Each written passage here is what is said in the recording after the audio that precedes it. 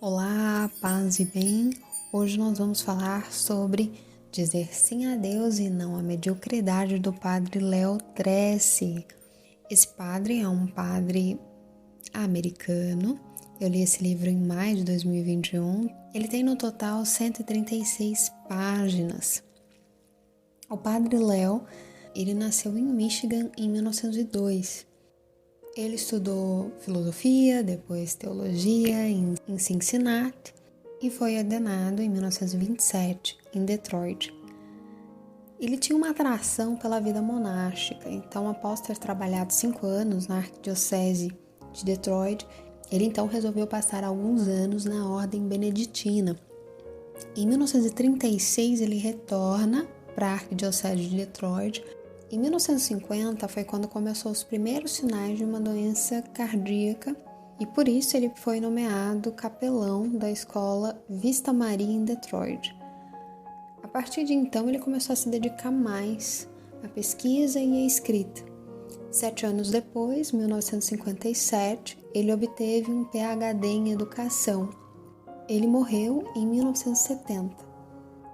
O padre escreveu mais de 20 livros e ele é relativamente conhecido nos Estados Unidos. Muitos dos textos que estão no plano de vida espiritual que disponibilizei para vocês, traduzido de forma inédita aqui pelo apostolado, e você pode ter acesso a isso gratuitamente, existem alguns trechos ali de livros do padre Tressi. Alguns estão traduzidos em português e outros não. A maioria não está traduzido em português. Mas, de uma forma geral, ele tem todos esses 20 livros traduzidos em espanhol, alemão, francês, italiano, coreano, holandês, polonês, japonês, português. Um dos mais conhecidos aqui no Brasil e também fora do Brasil é aquele livro A Fé Explicada. Inclusive, ele é até citado num livro O Rio e a Fonte, escrita por uma africana. Esse livro em questão, Dizer Sim a Deus e Não à Mediocridade, ele foi escrito em 1966, 4 anos antes do falecimento do autor, com o título, traduzido ao pé da letra, Você é chamado para a grandeza. Para que vocês tenham uma ideia histórica do que estava acontecendo nessa época, esse ano, 1966, foi o ano do álbum revolucionário dos Beatles, chamado Revolver. O falecimento do Walt Disney, estavam vivos nessa época o comunista Che Guevara, o escritor Guimarães Rosa, Martin Luther King, do lado de cada força Padre Pio, São João Paulo II, o venerável Fulton Sheen estava vivo também, Gustavo Corsão aqui no Brasil, a venerável Carla Ronci na Itália, São José Maria Escrivá na Espanha. Vale lembrar que essa época, politicamente, teologicamente, religiosamente, foi um período muito conturbado. Por que eu digo isso? Em 1961 aconteceu o Concílio Vaticano II. Aqui no Brasil, uns anos depois, nós tivemos a intervenção militar. Então, em vários locais do mundo existia uma tensão muito grande em questões políticas e religiosas.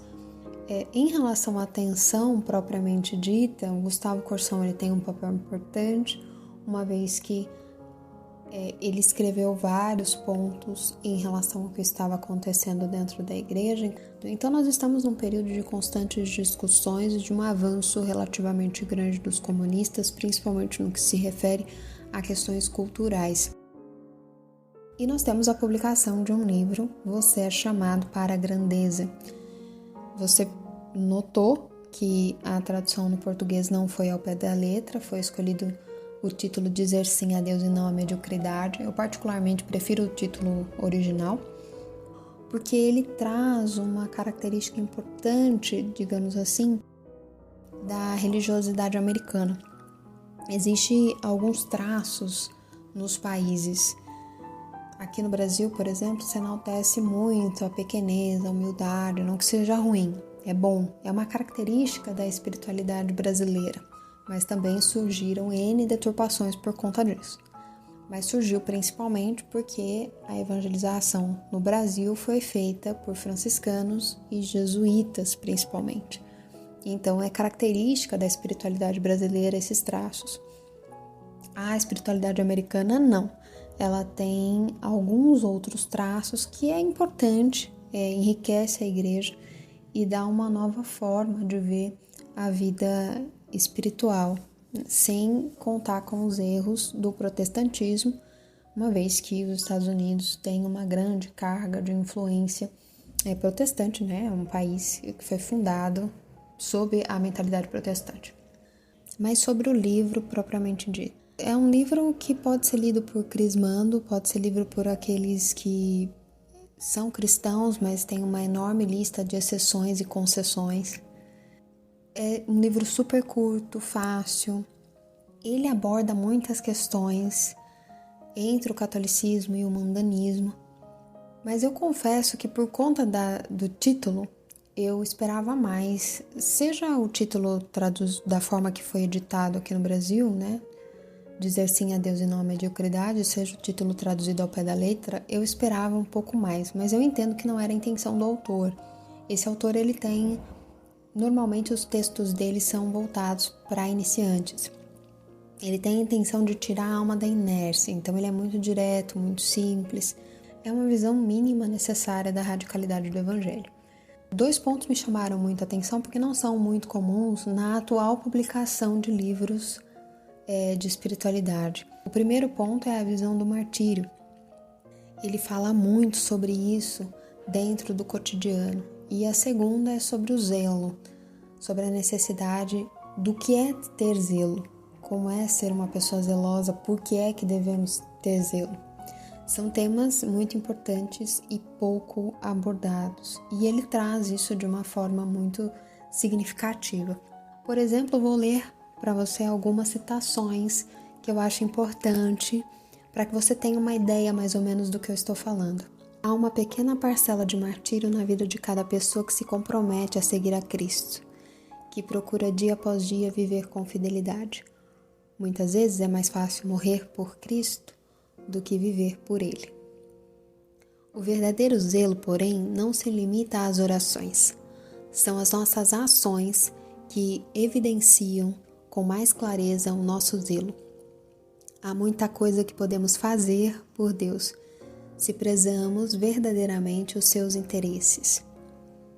As tentações contra a fé, mais frequentemente fatais, são as originadas por conflitos morais, mais do que por obstáculos de doutrina. Um homem não perde primeiro a fé devido a dificuldades intelectuais e depois se casa com uma divorciada. Uma mulher não perde primeiro a fé e depois começa a usar anticoncepcionais. Na maior parte das vezes, a sequência é precisamente o contrário.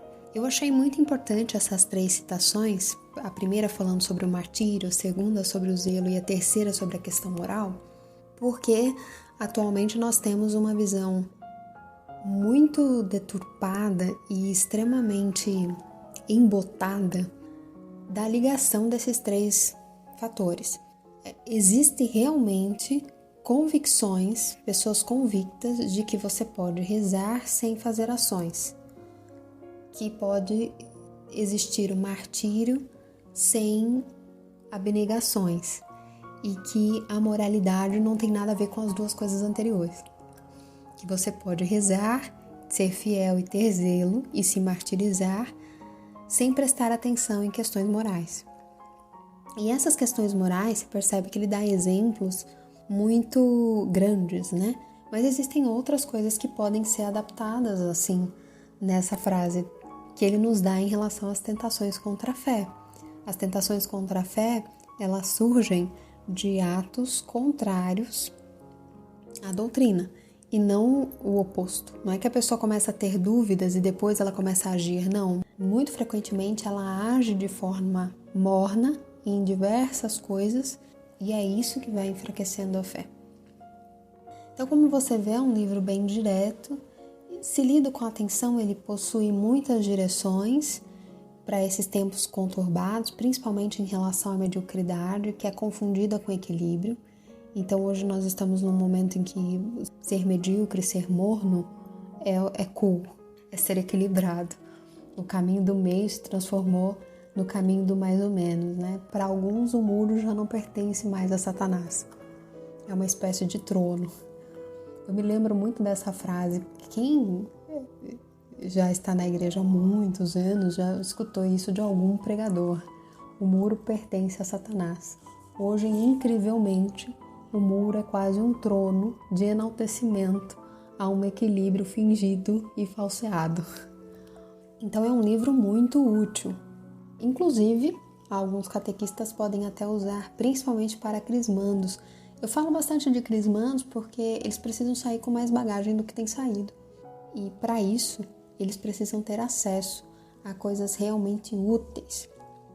No entanto, eu ainda dei 3 estrelas para esse livro, porque eu esperava um pouco mais dele, mas ele pode ser uma boa ferramenta, principalmente para chegar a algumas pessoas.